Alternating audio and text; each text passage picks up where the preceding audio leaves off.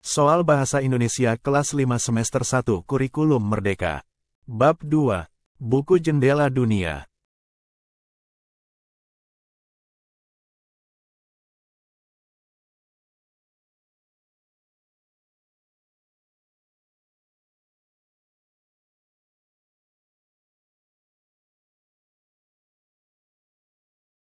Soal nomor 1. Apa yang dimaksud dengan buku jendela dunia? A. Buku yang hanya berisi gambar. B. Buku yang membuka wawasan dan pengetahuan tentang berbagai hal. C. Buku yang hanya bisa dibaca di perpustakaan. D. Buku yang tidak memiliki cerita.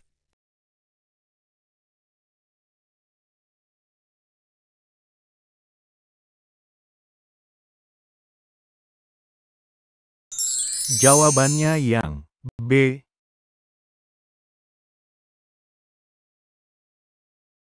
Soal nomor 2. Apa yang harus kita lakukan untuk memupuk kegemaran membaca? A. Membaca buku sekali-sekali. B. Memilih buku yang tidak menarik. C. Membaca berbagai jenis buku dengan antusias. D. Mengabaikan buku dan fokus pada televisi.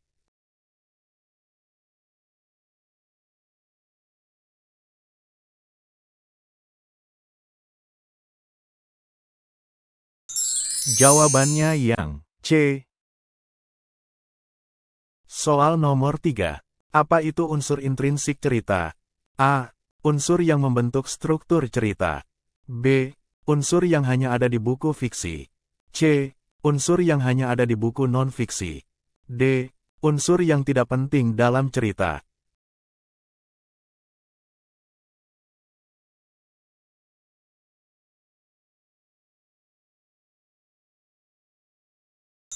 Jawabannya yang A.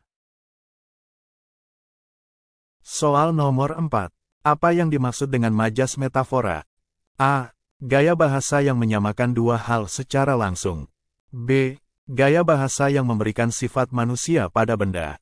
C. Gaya bahasa yang melebih-lebihkan sesuatu.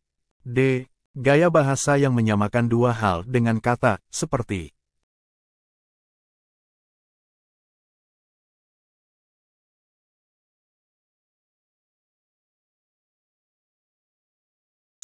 Jawabannya yang A. Soal nomor 5. Contoh kalimat yang mengandung majas personifikasi adalah A. Wajahnya tampak seputih kapas. B. Titik-titik air mulai membanjiri matanya. C. Radio itu mendendangkan lagu merdu setiap sore hari. D. Aku melihat daun-daun tanaman wortel itu melambai-lambai memanggilku.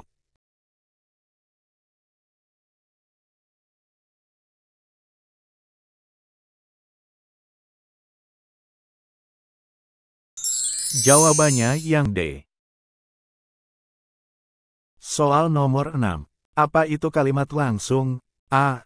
Kalimat yang menyampaikan ucapan seseorang dengan tanda petik. B. Kalimat yang melaporkan ucapan orang lain dalam bentuk berita. C. Kalimat yang diucapkan oleh orang ketiga. D. Kalimat yang tidak menggunakan tanda petik.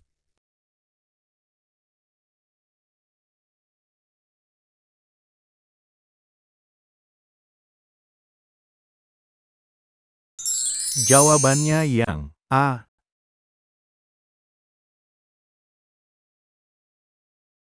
Soal nomor 7. Bagaimana cara mengubah kalimat langsung menjadi kalimat tidak langsung? A.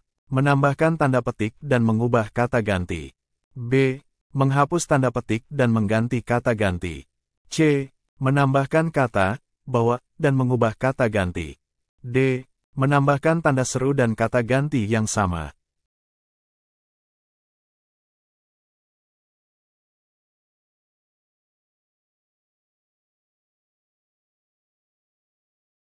Jawabannya yang C.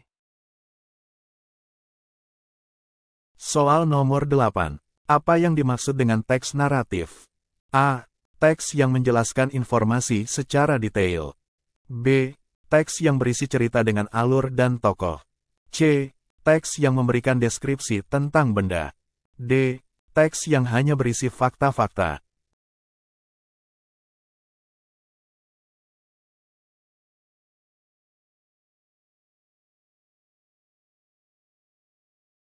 Jawabannya yang B. Soal nomor 9. Apa perbedaan utama antara teks fiksi dan non-fiksi? A. Teks fiksi berisi informasi nyata, sedangkan non-fiksi berisi cerita imajinatif. B. Teks fiksi adalah cerita imajinatif, sedangkan non-fiksi berisi informasi nyata. C. Teks fiksi hanya digunakan untuk buku pelajaran, non-fiksi untuk hiburan. D. Teks fiksi memiliki daftar isi, non-fiksi tidak.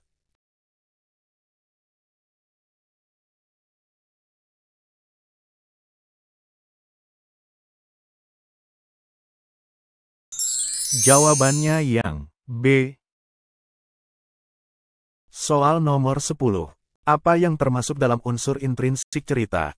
A. Judul, penulis, dan penerbit. B. Tema, tokoh, alur, dan latar. C. Sampul, daftar isi, dan halaman belakang. D. Jenis buku, penerbit, dan tanggal terbit.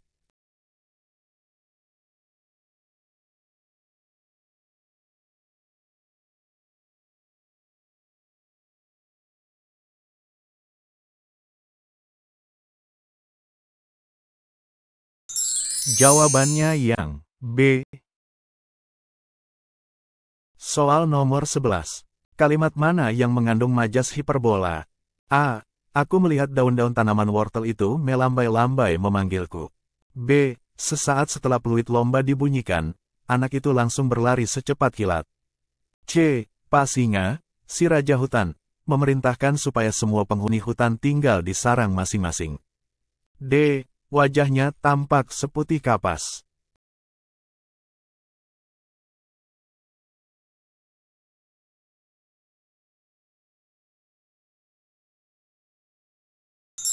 Jawabannya yang B.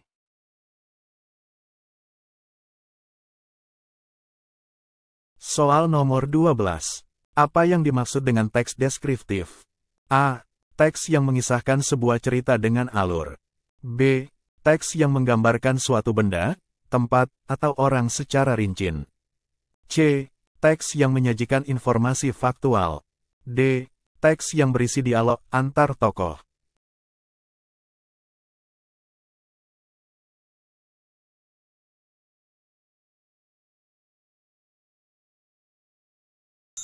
Jawabannya yang B. Soal nomor 13. Apa yang dilakukan editor dalam proses pembuatan buku? A. Membuat gambar untuk buku. B. Memeriksa dan memperbaiki naskah cerita. C. Mencetak buku. D. Menyusun daftar isi.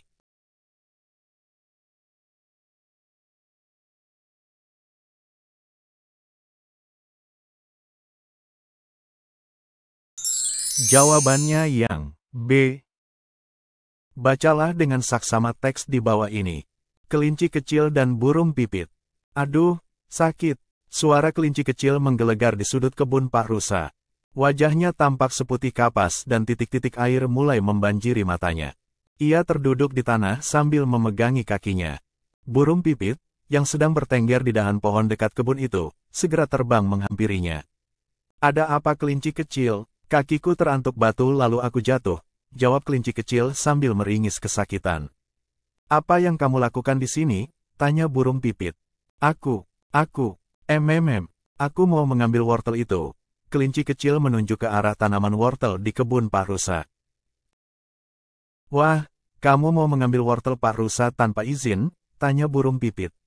Iya, aku melihat daun-daun tanaman wortel itu melambai-lambai memanggilku. Jawab kelinci kecil dengan kepala tertunduk. Sebaiknya kamu minta izin dulu ke Pak Rusa. Aku sering melihat Pak Rusa membagikan wortel-wortelnya ke binatang lain yang membantunya berkebun. Burung pipit menjelaskan. Mengapa kau berada di luar sarang?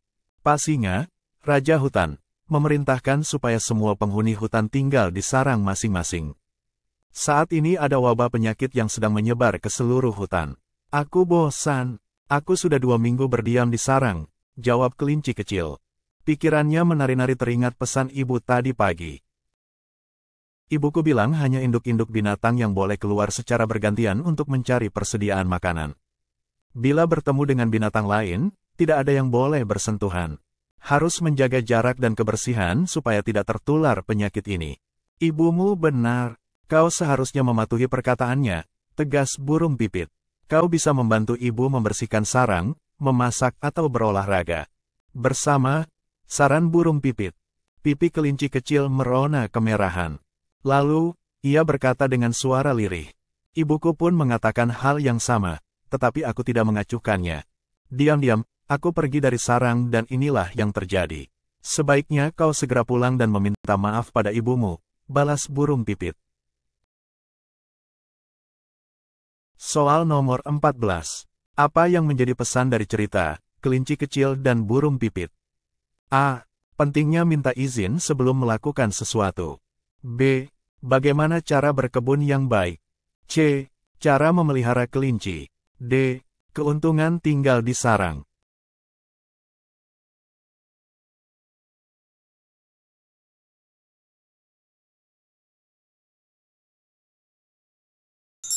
Jawabannya yang A. Soal nomor 15. Kalimat mana yang merupakan kalimat tidak langsung dari kalimat langsung? Kelinci kecil mengatakan, aku merasa sangat bosan. A. Kelinci kecil merasa sangat bosan. B. Kelinci kecil mengatakan bahwa ia merasa sangat bosan. C. Kelinci kecil mengatakan, aku merasa sangat bosan. D. Kelinci kecil merasa sangat bosan, katanya.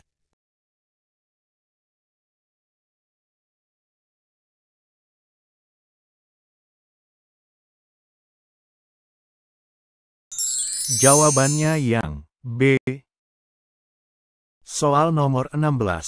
Apa yang harus dilakukan setelah menyusun kerangka tulisan? A. Menggali ide baru. B. Menulis teks dengan mengikuti kerangka. C. Membaca buku lain. D. Mengubah ide yang sudah ada.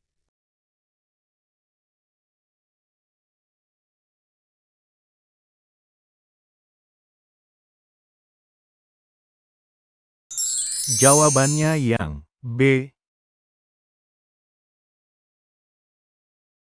Soal nomor 17.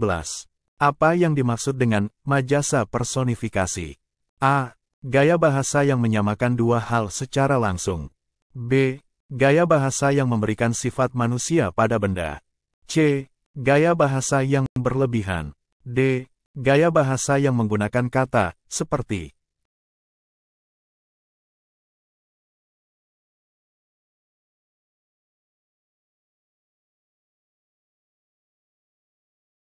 Jawabannya yang B.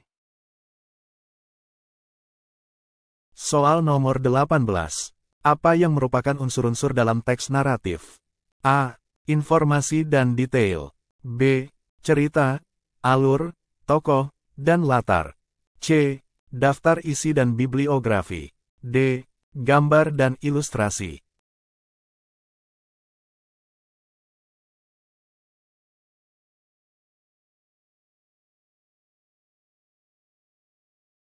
Jawabannya yang B. Soal nomor 19. Dalam pembuatan buku, apa yang dilakukan oleh ilustrator? A. Mengedit naskah. B. Membuat gambar dan ilustrasi. C. Mencetak buku. D. Menyusun daftar isi.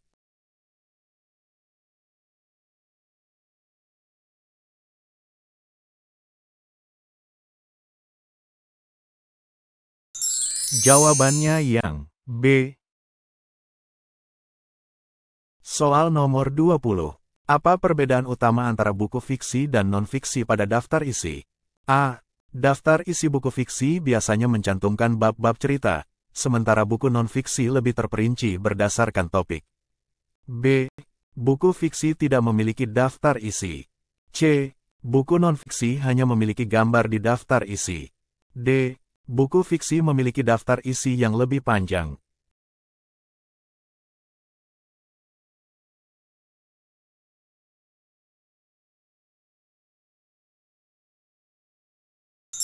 Jawabannya yang A. Soal nomor 21. Kalimat manakah yang menggunakan majas metafora? A. kita harus menjaga jarak dan kebersihan supaya tidak tertular penyakit ini. B. Rumah itu habis dilalap si jago merah dalam waktu 2 jam saja. C. Sesaat setelah peluit lomba dibunyikan, anak itu langsung berlari secepat kilat. D. Wajahnya tampak seputih kapas.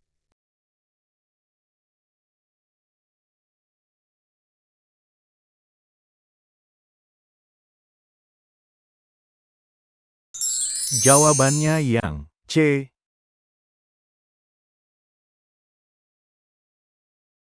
Soal nomor 22. Apa yang termasuk dalam bagian-bagian buku? A. Judul, sampul, dan daftar isi. B.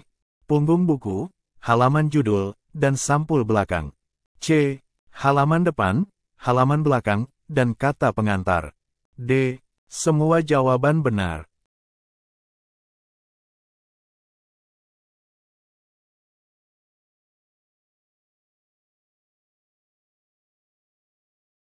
Jawabannya yang D. Soal nomor 23. Apa yang bisa kalian pelajari dari membaca buku Serba-serbi Kelinci?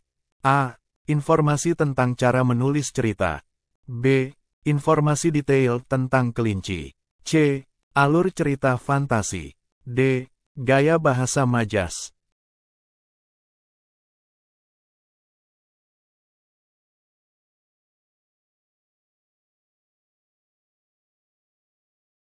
Jawabannya yang B. Soal nomor 24. Apa tujuan utama dari teks non-fiksi? A. Menghibur pembaca. B. Memberikan informasi dan pengetahuan. C.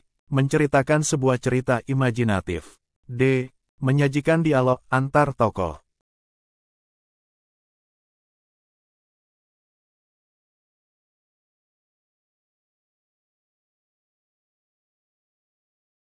Jawabannya yang B. Soal nomor 25. Bagaimana cara membedakan buku fiksi dan non-fiksi dari sampulnya? A. Buku fiksi biasanya memiliki sampul dengan ilustrasi cerita, sementara buku non-fiksi memiliki gambar yang mendukung informasi. B. Buku fiksi tidak memiliki gambar sama sekali. C. Buku non-fiksi hanya memiliki sampul berwarna. D. Buku fiksi dan non-fiksi tidak dapat dibedakan dari sampulnya.